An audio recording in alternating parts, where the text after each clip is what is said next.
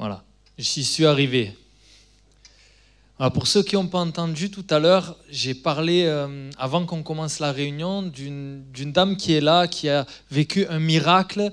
Le Seigneur l'a guérie. En fait, on lui avait diagnostiqué un cancer. Un cancer au niveau du cerveau. Elle est venue juste avant... elle est venue mardi. On lui a fait l'onction d'huile et puis elle est retournée, elle a fait des examens et puis ils lui ont dit, il n'y a plus rien. Elle a été guérie. Alléluia, gloire à Dieu, Dieu est bon, vraiment, franchement, merci Seigneur, parce qu'on a un Dieu de miracles extraordinaires, rien ne lui est impossible. Amen.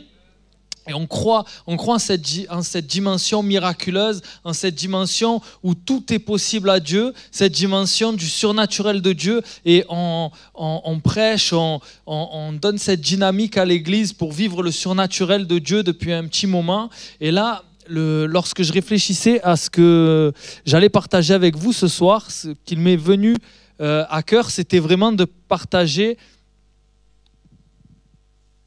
C'est normal ? Vous m'entendez ? Ah ok, ouais, je crois que j'ai plus de retour ici. Voilà, ce qui m'est venu à cœur, c'était de partager quelque chose avec vous. Alors j'ai intitulé mon message « Miracle et dérive ». Bon, il est un peu bizarre ce titre, mais je suis désolé, je n'ai pas trouvé mieux, mais vous allez comprendre. Donc j'aimerais voir avec vous 3 dérives qui peuvent avoir lieu autour du miraculeux, on va dire. On va prendre le livre des Nombres, chapitre 21, versets 4 à 9. Et on va lire ensemble.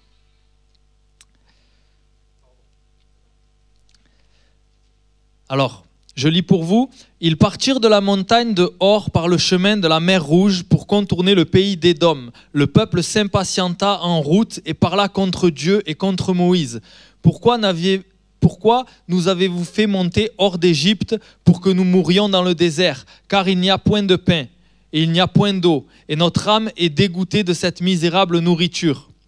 Alors l'Éternel envoya contre le peuple des serpents brûlants. Ils mordirent le peuple et il mourut beaucoup de gens en Israël. Le peuple vint à Moïse et dit, « Nous avons péché car nous avons parlé contre l'Éternel et contre toi. Prie l'Éternel afin qu'il éloigne de nous ces serpents. » Moïse pria pour le peuple. L'Éternel dit à Moïse, « Fais-toi un serpent brûlant et place-le sur une perche. Quiconque aura été mordu le regardera, conservera la vie. » Moïse fit un serpent d'airain et le plaça sur une perche, et quiconque avait été mordu par un serpent et regardait le serpent d'airain conservait la vie. Amen. Alors la première dérive, si je puis dire, c'est la dérive de l'impatience et de l'irritation. Lorsqu'on s'attend à un miracle, lorsqu'on s'attend à un exaucement de prière, à l'action miraculeuse de Dieu, on peut être impatient. Et j'aimerais te dire, mon frère, ma sœur, veille sur tes lèvres, veille sur ton cœur lorsque tu attends quelque chose de la part de Dieu et que les choses ne se passent pas comme tu l'avais prévu. Là, on voit dans ce texte que le peuple s'est irrité contre Dieu et il a parlé contre le serviteur et il a parlé contre Dieu et finalement il s'est placé sous un jugement. Alors que finalement, quand on regarde la réalité des choses, on pouvait dire qu'ils étaient déjà en train de vivre le miraculeux. Ils étaient dans le désert et Dieu leur donnait la manne tous les jours. Mais au lieu de regarder à ce que Dieu faisait dans leur vie, ils regardaient à ce que Dieu ne faisait pas. Et c'est ça le problème, c'est que souvent on vient avec des espérances et c'est bien, mais au lieu de dire merci à Dieu pour ce qu'on a, on s'irrite parfois contre lui pour ce qu'on n'a pas. Et on tombe parfois dans le désespoir pour ce qu'il ne fait pas ou parce qu'il ne fait pas les choses comme nous on le voudrait. Et c'était le cas du peuple qui était là et qui a commencé à parler, ils se sont plaints de ce qu'ils n'avaient pas et ils ont méprisé finalement ce qu'ils avaient parce qu'ils ont dit « nous n'avons que cette misérable nourriture ». Alors que c'était une nourriture surnaturelle, quelque chose que Dieu leur donnait tous les jours et eux ils l'ont méprisé. Ils ont méprisé l'action de Dieu dans leur vie au quotidien. Parce qu'ils désiraient quelque chose d'autre. Ils avaient à cœur de voir Dieu agir d'une autre façon et ils ont péché contre Dieu. Et j'aimerais dire, voilà, ne venons pas vers Dieu avec des plaintes, avec des reproches. Venons avec lui, avec reconnaissance, premièrement. Venons et remercions-le Disons-lui merci, pour ce qu'il fait au quotidien dans nos vies. Amen, ça c'est la première des choses. Soyons reconnaissants envers Dieu pour ce qu'il nous accorde. Déjà, on peut lui dire merci pour le souffle de vie. On peut lui dire merci pour sa présence, pour la communion fraternelle. Merci parce que l'église est ouverte, Seigneur. Merci parce qu'aujourd'hui je suis debout. Merci parce que je peux respirer. Merci parce qu'aujourd'hui j'ai vu le soleil. Peut-être il y en a, ils ont vu la pluie dans le nord, mais merci Seigneur. Merci Seigneur parce qu'on a le Saint-Esprit en nous. Merci Seigneur parce que tu nous as pardonné nos péchés. Merci Seigneur parce que nous vivons une communion avec toi. Le lieu saint est accessible à chacun d'entre nous. Vous voyez, on a des milliers de raisons pour dire merci. Merci Seigneur pour un tel qui est à côté de moi, mon épouse, mon époux, mes enfants. Merci. Voilà, on a beaucoup de sujets de reconnaissance envers le Seigneur. Mais souvent on se focalise sur ce qu'on n'a pas. Et c'est là que de l'amertume, de la colère peut monter en nous.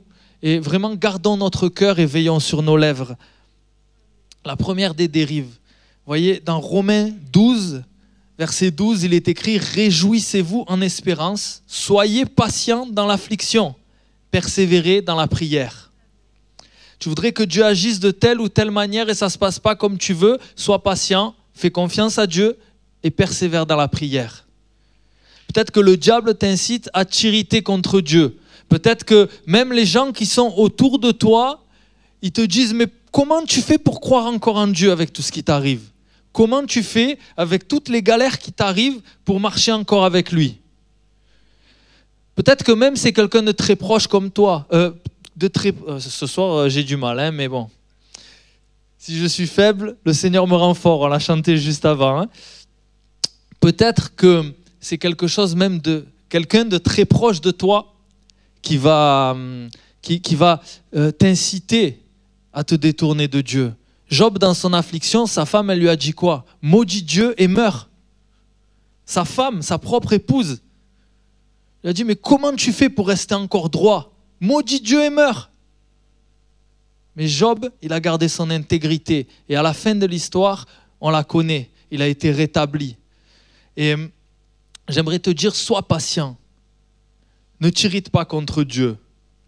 Eux, ils ont parlé contre Moïse, le peuple, dans le désert, et contre Dieu, et ils se sont placés sous le jugement. Alors Dieu a envoyé des serpents pour les mordre. Et beaucoup sont morts à cause de ça. Et lorsqu'ils ont vu qu'ils étaient sous un jugement, quand même, ils ont eu un bon réflexe. Ils sont revenus et ils se sont repentis. Et ils ont dit à Moïse, prie pour nous afin que la colère de Dieu se détourne de nous. Et c'est ce que Moïse a fait. Et Dieu a dit à Moïse, fais un serpent d'airain. Et lorsque les gens vont regarder ce serpent, ils vont être guéris. Et là, le miracle, il a eu lieu. Et ce serpent d'airain, c'est une préfiguration de l'œuvre accomplie à la croix. Jésus lui-même dira en Jean 3, 14, « Et comme Moïse éleva le serpent dans le désert, il faut de même que le Fils de l'homme soit élevé, afin que quiconque croit en lui ait la vie éternelle. » Eux, ils avaient juste à regarder le serpent pour recevoir la guérison. Nous devons regarder à la croix pour recevoir le salut, la vie éternelle. Amen. Et j'aimerais te dire, même la guérison, tu peux la recevoir en regardant à la croix. Jésus a tout accompli. Alors si tu as péché, tu peux regarder. Si le serpent t'a mordu, si tu as eu une chute dans la semaine, tu peux regarder à la croix et avoir l'assurance de ton pardon. Si tu viens avec une repentance sincère vers Jésus, tu reçois le pardon. Tourne juste tes regards à la croix, là où tout a été accompli. La seconde dérive sur laquelle j'aimerais attirer votre attention, c'est la dérive de l'idolâtrie. Alors là, vous allez me dire, mais quel rapport il y a le miracle de Dieu et l'idolâtrie? Nous, on est là, on est à l'église, il n'y a pas de danger d'idolâtrie chez nous. Mais vous allez comprendre. On est d'accord que le Seigneur a réalisé un miracle puissant au travers de ce serpent d'airain. Lorsque les Israélites regardaient ce morceau de métal, ils étaient guéris. Enfin, je sais pas, c'est vraiment puissant comme miracle. Tu as juste à regarder un objet, tu es guéri. C'est fort quand même. Et ça s'est vraiment passé. Même si ça préfigure la croix, c'est quelque chose qui a vraiment eu lieu. Il y a vraiment eu à un moment donné un morceau de métal que les gens regardaient et ils étaient guéris d'un venin mortel. C'est quand même puissant comme miracle. Et là, Dieu réalise ce miracle et je me dis, cette expérience, elle aurait dû suffire pour garder leur cœur accroché à Dieu, pour leur montrer que Dieu est tout puissant, qu'il peut autant leur enlever la vie que leur rendre, que Dieu est capable de tout, qu'il est celui qui règne sur son peuple, sur sa création et qu'il n'y en a pas d'autre. Ils auraient dû rester attachés à Dieu. Mais qu'est-ce qu'ils ont fait? Si on regarde en 2 Rois, chapitre 18, versets 3 à 5, on nous parle du roi Ézéchias et on peut lire « Il fit ce qui est droit aux yeux de l'Éternel, entièrement comme avait fait David son père. Il fit disparaître les hauts lieux, brisa les statues, abattit les idoles. » Déjà, ça commence mal. « Et mit en pièces le serpent d'airain que Moïse avait fait. » Car les enfants d'Israël avaient jusqu'alors brûlé des parfums devant lui. On l'appelait, excusez-moi pour le mot, Nehushtan. Il mit sa confiance en l'Éternel, le Dieu d'Israël, et parmi tous les rois de Juda qui vinrent après lui ou qui le précédèrent, il n'y en eut point de semblable à lui. Amen. Alors là, on voit Ézéchias, c'est un roi qui avait un cœur pour Dieu et il a détruit des idoles. Alors là, déjà, on voit que c'était mal parti. Les Israélites avaient fait des idoles, etc. Mais en plus, on nous dit que ce serpent d'airain, là, ils étaient venus lui offrir de l'encens, ils étaient venus le prier comme une idole, en fait. Et vous voyez, le problème, c'est qu'ils avaient commencé à idolâtrer l'objet du miracle au lieu de tourner leur cœur vers le Dieu d'Israël. Le Dieu d'Israël avait fait cet objet afin qu'eux, ils placent leur confiance en lui. Mais eux, ils ont placé leur foi dans l'objet du miracle. Et ce que j'aimerais vous dire, c'est que nous, lorsque nous vivons des miracles, nous devons tourner nos cœurs vers le Seigneur. Nous ne devons pas tourner nos cœurs ou en tout cas commencer à élever un serviteur qui serait l'objet du miracle. On ne doit pas commencer à regarder aux hommes comme si la puissance elle venait d'eux. On ne doit pas commencer à regarder à tel ou tel serviteur en disant waouh, lui il a vraiment un ministère extraordinaire, etc. Parce que c'est pas le but. Le but c'est pas qu'on soit là en train d'élever les hommes. Le but c'est qu'on soit en train d'élever le nom de Jésus. Amen. Et on a beaucoup tendance à faire ça, et je crois que c'est la nature profonde de l'être humain. On le voit aussi dans Actes, chapitre 3, versets 11 à 16. À un moment donné, Pierre et Jean, ils vont guérir un boiteux de naissance, et puis on peut lire que Pierre va dire, Pierre, voyant cela, dit au peuple, « Hommes israélites, pourquoi vous étonnez-vous de cela? Pourquoi avez-vous les regards fixés sur nous ? Comme si c'était par notre propre puissance ou notre piété que nous eussions fait marcher cet homme. Le Dieu d'Abraham, d'Isaac et de Jacob, le Dieu de nos pères, a glorifié son serviteur Jésus que vous avez livré et renié devant Pilate, qui était d'avis qu'on le relâchât. Vous avez renié le saint et le juste et vous avez demandé qu'on nous accordât la grâce d'un meurtrier. Vous avez fait mourir le prince de la vie que Dieu a ressuscité des morts. Nous en sommes témoins. C'est par la foi en son nom que son nom a raffermi celui que vous voyez et connaissez, que vous voyez et connaissez. C'est la foi en lui qui a donné à cet homme cette entière guérison en présence de vous tous. Amen. Frères et sœurs, Dieu peut utiliser des hommes d'une manière extraordinaire, avec une puissance extraordinaire, mais ça reste que la puissance de Dieu. C'est le nom de Jésus qui guérit. C'est le nom de Jésus qui délivre. C'est la foi en son nom qui accorde le miracle. Amen. Nous sommes parfois trop prompts à nous assembler quand il y a tel ou tel serviteur qui vient et on dit voilà, il y a lui, j'y vais et tout. Et alors que finalement, Jésus a dit là où 2 ou 3 sont assemblés en mon nom, je suis au milieu d'eux. Il a dit, c'est quand on s'assemble en son nom, pas au nom de Pierre ou de Paul ou de Apollos, au nom de Jésus. C'est pas parce qu'il y a tel serviteur qu'on s'assemble, c'est parce qu'il y a Jésus au milieu de nous qu'on s'assemble. Parce que si on ne s'assemble pas pour le nom de Jésus, alors il n'est pas là. Il a dit, là où 2 ou 3 sont assemblés en mon nom, je suis au milieu d'eux. Alors lorsque nous nous assemblons, assemblons-nous pour Jésus. Et il est là au milieu de nous. Et la puissance et la foi en son nom est capable d'accomplir le miracle. Amen. Ils regardaient au serpent d'airain et ils étaient guéris. Mais le serpent d'airain, il ne pouvait guérir personne par lui-même. C'était juste un bout de métal. C'est le Dieu qui avait fait élever le serpent d'airain qui était tout-puissant et qui était capable. Et ce qui compte, ce n'est pas tant le ministère que Dieu a établi, mais c'est le Dieu qui a établi le ministère. Amen. Alors honorons les hommes de Dieu, mais adorons Dieu seul et tournons nos cœurs et notre espérance envers Dieu seul. Allons plus loin. Le texte au verset 13 nous dit que le Dieu d'Abraham, d'Isaac et de Jacob, le Dieu de nos pères, a glorifié son serviteur Jésus. Et ce que nous devons rechercher, c'est aussi que Jésus soit glorifié. Lorsque nous demandons un miracle, nous devons rechercher la gloire de Jésus. Seulement la gloire de Jésus. Alors la gloire de Jésus, bien sûr, elle s'accompagne de beaucoup de choses. Et c'est justement la troisième dérive. On doit demander, non pas pour les mauvaises raisons. Vous savez, on peut se demander pourquoi on demande. Pourquoi on demande un miracle? Pourquoi on demande à vivre le surnaturel de Dieu? Pourquoi on demande tout ça? Pourquoi on cherche à vivre cela? C'est sûr, la parole de Dieu nous dit qu'on doit le vivre. Moi, quand je lis la Bible, j'ai envie de vivre ce qu'il y a dans la Bible. Je n'ai pas envie juste de venir discuter et entendre des longs discours sur ce que les apôtres vivaient. Moi, j'ai envie de vivre la même chose, ça c'est clair. Mais pourquoi? Et on peut regarder, par exemple, vous connaissez bien ce verset dans Jacques, chapitre 4, verset 3, qui dit « Vous demandez et vous ne recevez pas parce que vous demandez mal dans le but de satisfaire vos passions. » Alors là, Jacques nous dit, voilà, déjà les mauvaises raisons, c'est quand tu veux satisfaire tes propres passions, tes propres convoitises personnelles, etc. Mais alors, quelles sont les bonnes raisons pour demander de vivre le miracle? Alors, il y en a quelques-unes qui me sont venues à la pensée. Par exemple, les disciples, le jour de la Pentecôte, ils ont reçu la puissance du Saint-Esprit pour être des témoins.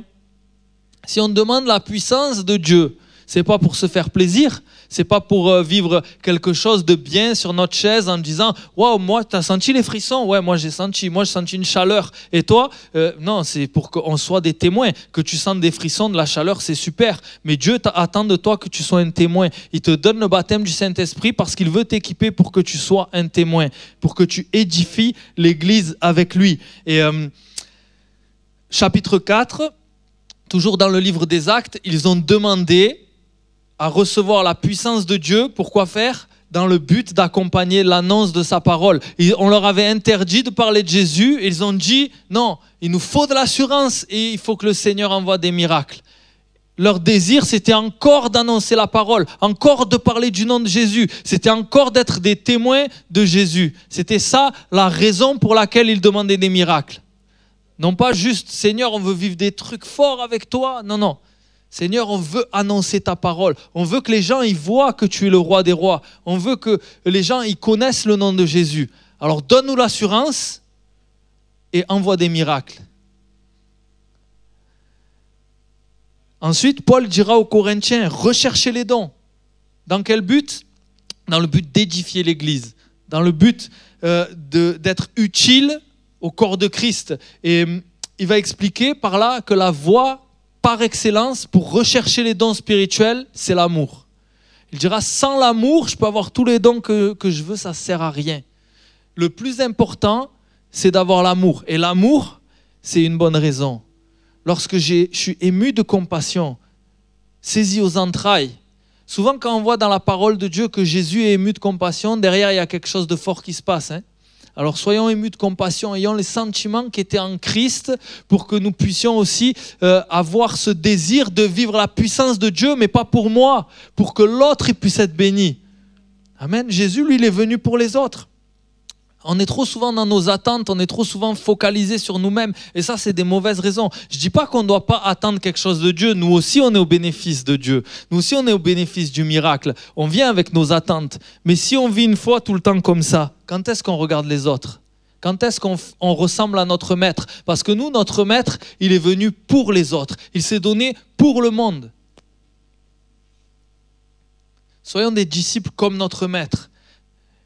Je réfléchissais à ça, Jésus, il est venu et il a appelé des gens, ce n'étaient pas des gens parfaits, ce n'étaient pas des surhommes, c'était des gens, ils étaient dans des galères quand Jésus les a appelés. Ils étaient en galère et Jésus les a appelés. Et leurs galères, elles n'étaient pas toutes réglées tout de suite. On les voit même à la suite de Jésus, ils ont continué à faire des bêtises, ils ont continué à avoir des galères. Mais c'était des hommes avec qui n'étaient pas parfaits avec leurs problèmes, avec leurs défauts, mais qui se sont levés pour que le nom de Jésus soit connu. Et dans leur vie, s'est passé des choses extraordinaires.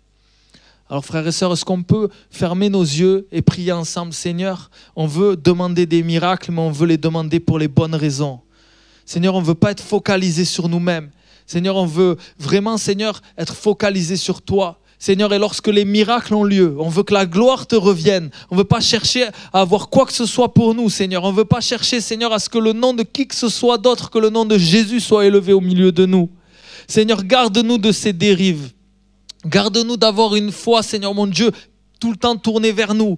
Seigneur, mais donne-nous d'être tes disciples. Donne-nous d'être remplis de toi, Seigneur, et de pouvoir aller, Seigneur, annoncer l'évangile. Seigneur, de pouvoir être des témoins remplis de ta puissance pour pouvoir impacter les vies, pour que le nom de Jésus soit connu, pour que les cœurs se tournent vers toi, pour que ton royaume avance, Seigneur mon Dieu. Nous voulons avoir des cœurs comme le tien, Seigneur mon Dieu, des cœurs qui désirent voir la gloire du Père, des cœurs qui désirent faire connaître le salut et la vie éternelle, Seigneur mon Dieu. Seigneur, remplis-nous de ta compassion, Père. Remplis-nous, Seigneur mon Dieu. Seigneur, aide-nous, Seigneur, à ne pas être focalisés sur nous-mêmes. Merci, Seigneur. Merci parce que tu nous donnes la possibilité de bâtir avec toi. Merci parce que tu nous équipes. Seigneur, parce que sans toi, on n'est rien. Sans toi, on n'est que des hommes faibles, Seigneur mon Dieu. Mais merci parce que toi, tu es un Dieu de miracles. Merci parce que tu guéris au milieu de nous. Merci parce que tu libères les captifs. Merci parce que tu opères, Seigneur mon Dieu, des choses extraordinaires et on va en voir encore, Seigneur mon Dieu. À toi la gloire et l'honneur, au nom de Jésus. Amen.